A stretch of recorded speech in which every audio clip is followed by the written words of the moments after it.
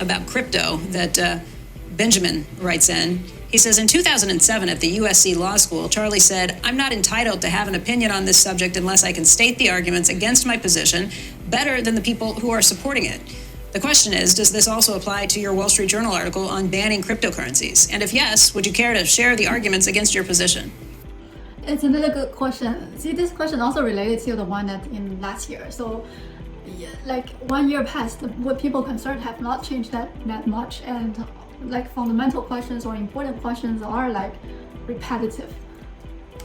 I don't think there are good arguments against my position. I think the people that oppose my position are idiots. and It's very blunt about that. He's very against crypto. And so I don't think there is a rational argument against my position. This is an incredible thing. Naturally, people like to run gambling casinos where other people lose. And the people who invented this crypto crepo, which is my name for it, and sometimes I call it crypto crepo and sometimes I call it crypto shit. And it's just ridiculous that anybody would buy this stuff. You can think of hardly nothing on earth that has done more good to the human race than currency, national currencies. They were absolutely required to turn man from a goddamn successful ape into modern successful humans and human civilization. This has enabled all these convenient exchanges. So if somebody says, I'm going to create something that sort of replaces the national currency, it's like saying I'm going to replace the national air, you know. It's asinine. It isn't even slightly stupid, it's massively stupid. And of course it's very dangerous, and of course the governments were totally wrong to permit it. And of course I'm not proud of my country for allowing this crap, what I call the crypto shit, it's worthless, it's no good, it's crazy. He's saying it has certain merits and it's that it's worthless, it's crazy, I agree. For its value and the worst it creates, or at least at the current stage, it's not real value created for innovation, like practically really like created there in a massive scale. But I believe there is a possibility. And blockchain itself is different from Bitcoin itself. Bitcoin is only a currency, while blockchain has a very broad potential of applications and value creating in multiple situations. I don't like totally agree with Munger's position on crypto and how he thinks about crypto. Is like absolutely like cut crypto to death. I can understand his argument because like for the digital currency world, let's only take part of all the coins, like all the shitty coins and everything. It's bad than good. I agree. Like it's super bad, and at this early stage, and the bad coins, a lot of speculations, a lot of cheating, a lot of bad things are going on.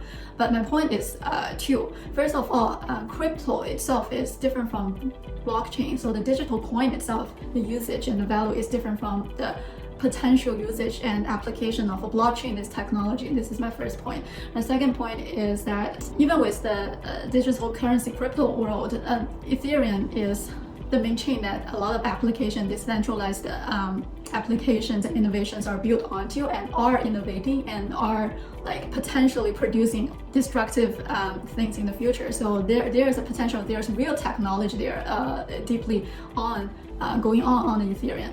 And apart from that, Bitcoin is actually just created to fight against the quantitative easing and the money printing of the government. It is the first wrongful act from the government to print too much money that leads to the creation of the Bitcoin, which has like useless practical use, but its decentralization is fighting like the best way now on the earth, the best way to fighting against the money printing issue. So how do you argue that? I mean, like that's my two main points here. Do nothing but harm. It's antisocial to allow it. And the guy who made the correct decision on this is the Chinese leader. The Chinese leader took one look at crypto shit and he says, not in my China. This is true. Like Chinese government is very, very strict and absolutely 100% banning on crypto. And the purpose of that is anti-money laundering and like anti-suspicious activities. They basically want to know and control all the transactions and all the things going on. That's their thinking. So they basically ban it as long as there is like, let's say 0.1% possibility of like money washing. And boom, oh well, there isn't any crypto shit in China. He's right and we're wrong. And there is no good argument on the other side. I can't supply it. What do you think? Feel free to leave your comments down below about the topic, whether you agree with Munger or do you think like the 2 points that I proposed is solid enough to argue that, to support my argument? What do you think? You're welcome, and I love to hear from you about your thoughts. And I don't completely thinking US is losing by not banning crypto, because it's like a double-edged sword. If you like 100% forbid it, then you also forbid any potential innovation and technology from it. But for US, who is not banning it 100%, it opens to the possibility of the future value that it creates. And it is important to distinguish that US does not banning crypto at all. It bans like all the illegal activities, but it still like left open doors for any argument and legal rooms to use it for legal purpose. Like if it's not against the law, its freedom belongs to the people. That's the principle of rule of law in like basically anywhere. But does that counter what you said back at USC, that you shouldn't have a position unless you can counter? No, it isn't counter. I do think you ought to be able to state on a lot of issues. You ought to be, how big should the social safety net be? That's a place where reasonable minds can disagree. And you should be able to state the case on the other side about as well as the case you believe in. But when you're dealing with something as awful as crypto shit, it's just unspeakable. It's an absolute horror. And I'm ashamed of my country that so many people believe in this kind of crap and that the government allows it to exist. It is totally, absolutely crazy, stupid gambling with enormous house odds for the people on the other side. And they cheat in addition to cheating in the betting. And it's just crazy. I mean, he's not all wrong. How I see this is like crypto is in the very, very infant and very, very early stage of its development and of its own cycle. So like when something is in infant, there's like, when there is possibility, there's also like speculation and like cheating and a lot of fraud, FTX and super bad, It's like you can't eliminate them all. They coexist with each other. I mean, like his point has a point. What he says is true. Even though like my personal opinion on crypto is a bit different from him. So that is something that there's only one correct answer for intelligent people. That is just totally avoid it, and avoid all the people that are promoting it. How do you feel about the gambling that took place at the Super Bowl and surrounding that, and the legalized gambling taking place in this country at this point? Well, it's not as bad as crypto shit. I don't think there's much harm in betting a modest amount you can afford on a Super Bowl game. That strikes me as pretty, particularly if you do it with a friend and not with a bookie. I don't have the same feeling. I obviously don't think you should have a gambling compulsion to run around betting against odds. If you take all the money that I have bet against odds in my whole life, I don't think it's more than a few $1,000s. Alan Che writes in and he says, I'm all in favor of betting with the odds. With the odds, yeah. Alan Che writes in. Yeah, sure. He says, if Mr. Munger thinks that Bitcoin and Ethereum are rat poison, has he ever profited by shorting them? No, I don't short. This is a typical question, but I don't think it's asked in a good way, because whether or not he believes in crypto, he will not invest in it. But shorting is totally another story. The risk of shorting and the mass logical behind shorting is very different from you buy something and it's going up. So it's totally different thing. Even if for some companies or stocks that you believe in and like want to invest, you don't short them. Shorting is just a completely different game, and for common people, just do not short. I would just recommend do not short. Like I would not try shorting unless like let's say I become super professional players and one day I need to short, but I don't see it like for any foreseeable future. I don't see any possibility of me trying shorting. No, the risk and the downside of that is limitless. That isn't right. I have made 3 short sales in my entire life, and they're all more than 30 years ago. And one was a currency, and there were 2 stock trades. In the 2 stock trades, I made a big profit on one and made a big loss on the other, and they canceled out. And on my currency bet, I made $1 million, but it was a very irritating way to make $1 million.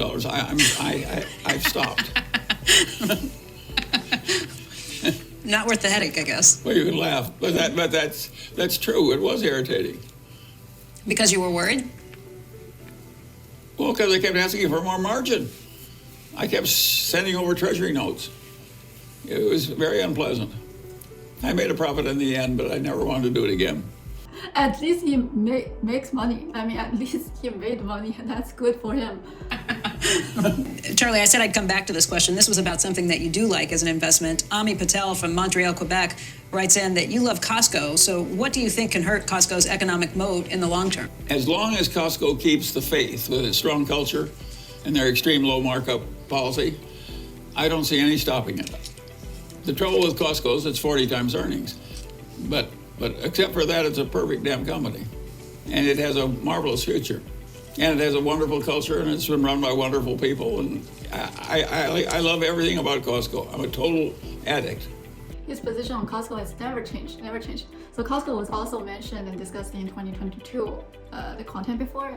And yeah, I mean, like his point is PE ratio for Costco is a bit high. Like basically the price is not cheap anymore. So if you want to have a good investment, is you have cheap enough price into a great company like Costco. But currently, like if the price is not dropping, it won't be a good entry. I mean, I personally like Costco also. Like I go to Costco and I only use Costco. I don't go any of its competitors.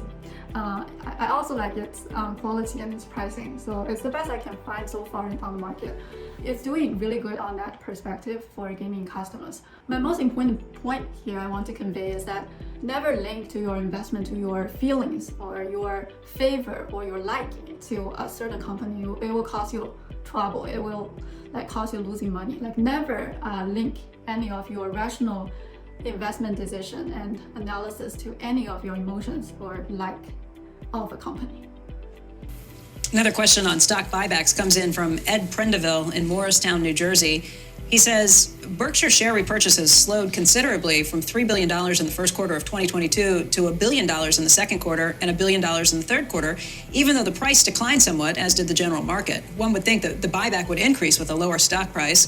Does Berkshire adjust its buyback price based on the intrinsic value of the approximately $300 billion stock portfolio or the quoted price? I never pay any attention to how they do it. They're cautious and careful people. But if you take the amount that's been bought back in the last 3 years, it's a lot. And so I thoroughly approve of what we're doing, and I don't consider it all fair that we're being taxed because we are doing something good for our own shareholders. The president laid out the case today. I think he said something like north of 90% of executives are paid with stock compensation, at least in part. He said, maybe this was yesterday that he said this, he said that that's not fair. The best way to goose your own compensation is to buy back your shares. So it helps the executives, it helps the shareholders, but it doesn't help the employees or other constituents. Well, there's no question about the fact that he sympathizes with the employees more, and that's understandable. And a lot of people would have the president's orientation on that issue. I don't have a big opinion about how wealth ought to be distributed in the country. I don't know the answer. I do think we need a capitalistic system if we want to have a productive economy that makes civilization advance. He is basically answering he doesn't know. Maybe he doesn't want to be involved into this type of question of how to divide the pie, because in terms of like how to divide the pie among a different group of people, it's always like very controversial and like no right answer. There's no perfect and right answer there. I think this all comes down to different people, how they fight for their own interests. Like employees, they have to fight harder. I mean, it's really hard for shareholders, small shareholders. They also need to fight really hard. But for managers, maybe they are easier because they have like a lot of information advantage because they are running the company. So like different constituents naturally have, well, yeah, like I don't comment too much on that too because like the Munger doesn't know how do I know how to divide the pie. All right, the next question comes in from Michael, and I think his last name is Masso, but I'm going based on the address from the email and not a given last name. He says he's a very long-time Berkshire share owner who read an irritating recent Barron's article that stated Berkshire share owners could benefit after Warren, as the company could come under pressure to break up. I don't see how we would benefit with our businesses being broken up, as you and Warren have long stated the company as a whole is stronger and one division could always aid another division in need. He says he knows Warren and you, Charlie, have said that the current structure and philosophies will be preserved after your departures, and I hope not for a very long time. However, please offer us share owners reassurance that the company would never succumb to these silly pressures to break it up. Well, I don't think it's at all likely that it'll be broken up for a long, long time. A lot of companies are worth more dead than alive, meaning at the current price for whole businesses, you could sell things at higher prices. But you can only do it once. The shareholders would pay a big tax. And then you'd have the problem of what to do with the money and so forth. I think all factors considered, and with Berkshire buying in its own shares when they're reasonably priced, I think Berkshire's a pretty damn good bet for shareholders who hold it long term in the future. And I don't think it's any hardship that it isn't being broken up. It works pretty damn well. Everybody that bought Berkshire and held it for 20 years has done well. I think that will be true for those who buy it at the current price. What about the potential for pressure I from don't think it'll be activists? as good in the future as it was in the past, but it will be okay considering how poorly everything else is going to do. Why do you think everything else is going to do so poorly? It's a good follow-up. Because the valuations start higher now, and because government is so hostile to business. Oh, I totally agree. In the past few years, what we see, the biggest asset bubble is the biggest in history, and the valuation of like everything basically is like over the level that it should be. And you can see the trend of government is getting harsher and harsher on companies as well because they need tax. Like their debt is like so crazy. They spend so much. They're overspending. Where do they get income? They get income from taxes. So it's gonna be like more and more hostile towards business and also individual tax. I'm sad. Like I don't want this to happen, but I see this trend is going. And that's a view over the next 5, 10, 20 years? How far out are you thinking? I would say it'll fluctuate naturally between administrations and so on. But I think basically the culture of the world will become more and more anti-business in the big democracies. And I think taxes will go up, not down.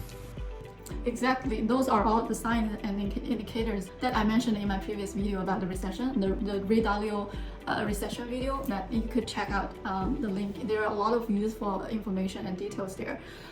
Again, I don't want this to happen. I think like nobody want to see that this happening and we are in a late cycle. But the fact is we are in a late cycle and they are going to happen.